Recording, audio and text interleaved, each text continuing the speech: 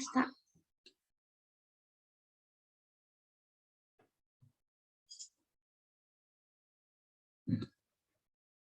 Assalamualaikum warahmatullahi wabarakatuh. Perkenalkan, nama saya Yuliana Darmawati.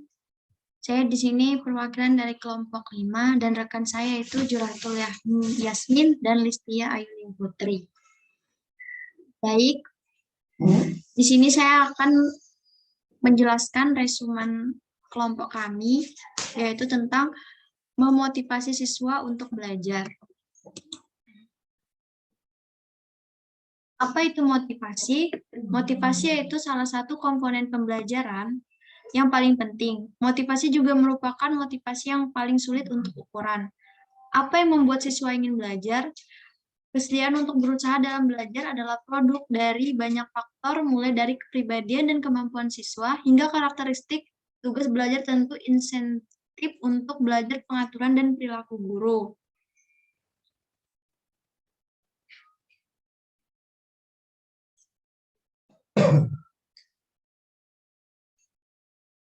Dan meningkatkan motivasi itu sendiri, tetapi untuk menemukan, mendorong, dan mempertahankan motivasi siswa untuk mempelajari pengetahuan dan keterampilan yang dibutuhkan untuk sukses di sekolah dan dalam kehidupan, dan untuk terlibat dalam kegiatan yang mengarah pada pembelajaran ini.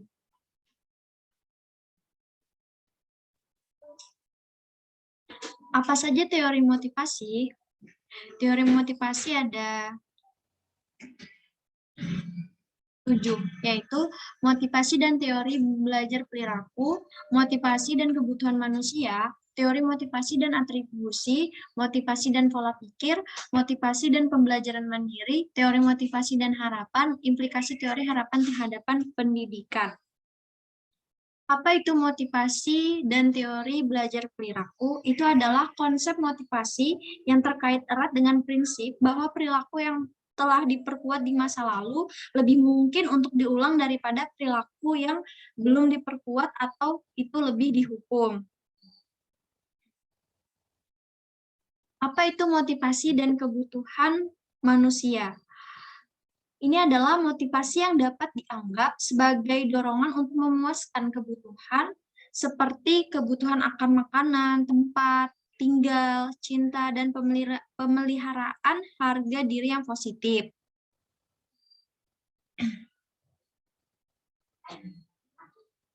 Selanjutnya yaitu teori motivasi dan atribusi. Apa itu teori motivasi dan atribusi? Itu adalah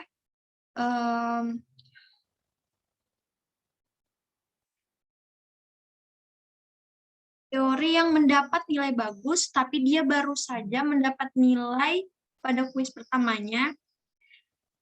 Jadi ini yaitu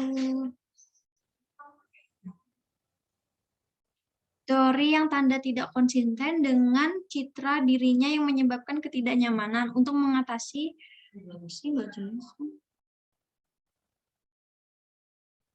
dan teori atribusi ini yang memahami hanya penjelasan dan alasan seperti itu, terutama ketika kita diterapkan pada kesuksesan atau kegagalan, mana letak kepentingan terbesar teori untuk pendidikan, di mana keberhasilan dan kegagalan adalah tema yang berulang. Selanjutnya, motivasi dan pola pikir. Motivasi dan pola pikir ini adalah implikasi yang paling penting dari teori atribusi. Adalah bahwa siswa memiliki teori implisit atau pola pikir untuk menjelaskan keberhasilan atau kegagalan.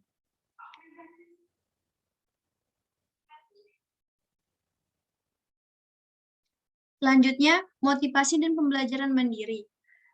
Motivasi pembelajaran mandiri ini adalah pembelajaran mandiri yang dibahas dalam bab 5 mengacu pada pembelajaran yang dihasilkan dari pemikiran dan perilaku siswa yang dihasilkan sendiri yang secara sistematis berorientasi pada pencapaian tujuan mereka, tujuan pembelajaran.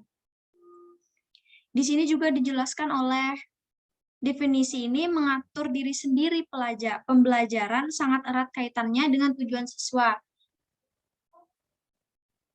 Selanjutnya yaitu teori motivasi dan harapan. Teori motivasi dan harapan ini adalah teori yang motivasi yang didasari pada keyakinan bahwa usaha orang untuk mencapai tergantung pada harapan mereka yang akan imbalan dan mengembangkan teori berbasis motivasi pada rumus berikut.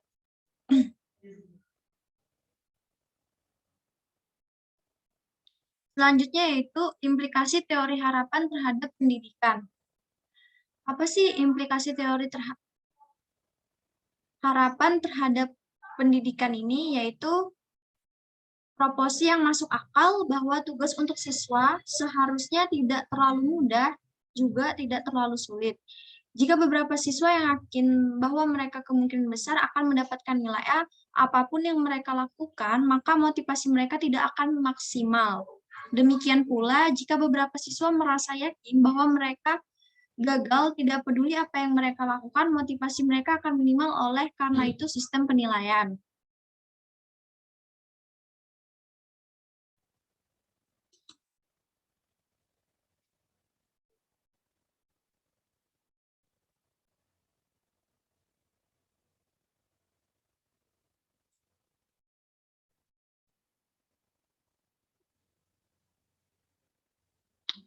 Selanjutnya, faktor apa yang memengaruhi motivasi siswa? Salah satu jenis motivasi yang paling penting untuk pendidikan adalah motivasi berprestasi atau kecenderungan umum untuk berjuang untuk sukses dan memilih kegiatan sukses atau gagal yang berorientasi pada tujuan. Dan ini juga siswa yang bermotivasi prestasi cenderung memilih pasangan yang baik dalam tugas tersebut. Sedangkan siswa yang bermotivasi afiliasi ini yang mengungkapkan kebutuhan akan cinta dan penerimaan lebih cenderung memilih pasangan yang ramah. Siswa yang bermotivasi prestasi ingin dan berharap untuk berhasil, namun ketika mereka gagal, mereka mengandalkan upaya mereka sampai mereka berhasil. Jadi di sini ada motivasi dan orientasi tujuan, motivasi belajar vs kinerja. Apa sih motivasi dan orientasi tujuan? Itu adalah motivasi yang berorientasi pada tujuan ini adalah pembelajaran juga disebut tugas atau tujuan penguasaan, sedangkan lain berorientasi pada tujuan kinerja, siswa dengan tujuan belajar melihat tujuan sekolah untuk memperoleh kompetensi dalam keterampilan yang diajarkan, sedangkan siswa dengan tujuan kinerja lebih berusaha untuk mendapatkan penilaian positif dari kompetensi mereka dan menghindari penilaian negatif. Apa sih motivasi belajar vs kinerja ini? Yaitu siswa yang dengan tujuan belajar dan mereka yang memiliki tujuan kinerja tidak berbeda dalam kecerdasan secara keseluruhan. Tetapi kinerja kelas mereka dapat sangat berbeda. Maksudnya adalah siswa yang berorientasi pada pembelajaran ini lebih cenderung menggunakan strategi pembelajaran dan metakognitif ini dan mereka cenderung belajar lebih banyak daripada siswa yang berorientasi kinerja dengan kemampuan yang sama.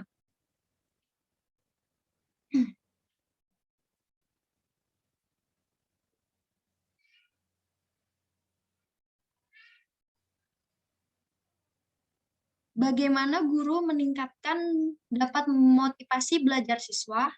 Yaitu dengan cara belajar membutuhkan usaha. Hal yang sama setiap mata pelajaran lainnya.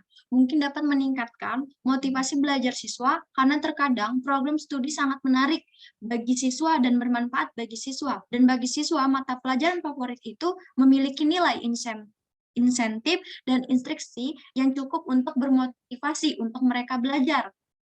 Yaitu dengan cara meningkatkan motivasi intrinsik dan prinsip memberikan insentif ekstrinsik untuk belajar dan menggunakan pujian secara efektif dan mengajar siswa untuk memuji diri sendiri.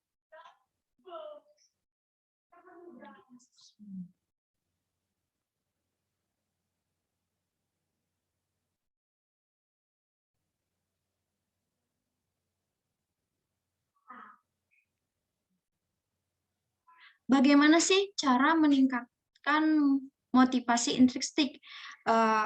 Kan di sini meningkatkan motivasi intrinsik itu adalah instruksi kelas harus meningkatkan motivasi intrinsik, sebanyak mungkin meningkatkan motivasi intrinsik selalu membantu untuk belajar, terlepas dari apakah insentif intrinsik juga masuk digunakan, yaitu dengan cara menciptakan iklim kelas yang mendukung, dan menjaga keinginan, dan menentukan tugas menantang dan tujuan ambisius, dan menggunakan berbagai mode presentasi menarik, membantu siswa membuat pilihan dan menentukan tujuan mereka sendiri.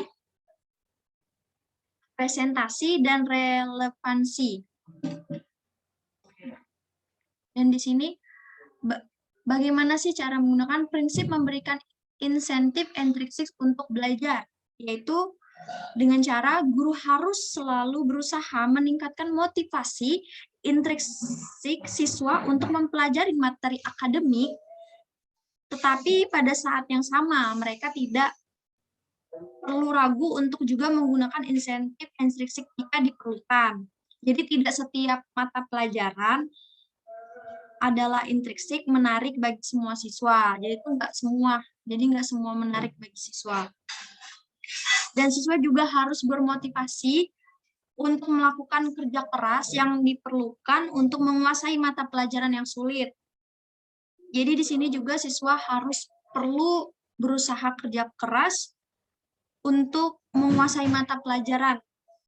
Dan selanjutnya yaitu menggunakan pujian secara efektif. Bagaimana sih cara menggunakan pujian secara efektif ini? Jadi pujian itu kan memiliki banyak tujuan dalam pengajaran di kelas. Tetapi pujian pertama digunakan untuk dengan cara memperkuat perilaku yang sesuai dan untuk memberikan umpan balik kepada siswa tentang apa yang mereka lakukan dengan benar secara keseluruhan. Ini bagus banget ide untuk sering menggunakan pujian, terutama dengan anak kecil dan di kelas dengan banyak siswa yang berprestasi rendah. Namun apa yang lebih penting daripada jumlahnya? Pujian yang diberikan adalah cara pemberiannya. Pujian efektif ini sebagai motivator kelas dan yang bersifat kontingen, spesifik, dan kredibel. Selanjutnya itu mengajar siswa untuk memuji diri sendiri. Bagaimana caranya? Yaitu ada semakin banyak bukti bahwa siswa dapat belajar memuji diri mereka sendiri dan ini meningkatkan keberhasilan akademik mereka. Misalnya ya, contohnya anak-anak dapat belajar secara mental, memberi tepukan pada diri mereka sendiri kembali ketika mereka menyelesaikan tugas atau berhenti secara berkala untuk memperhatikan beberapa banyak yang telah mereka lakukan. Strategi ini komponen kunci dari pembelajaran mandiri. Baik, itu saja yang dapat saya sampaikan. Mohon maaf apabila saya ada salah kata. Wassalamualaikum warahmatullahi wabarakatuh. Sekian, terima kasih.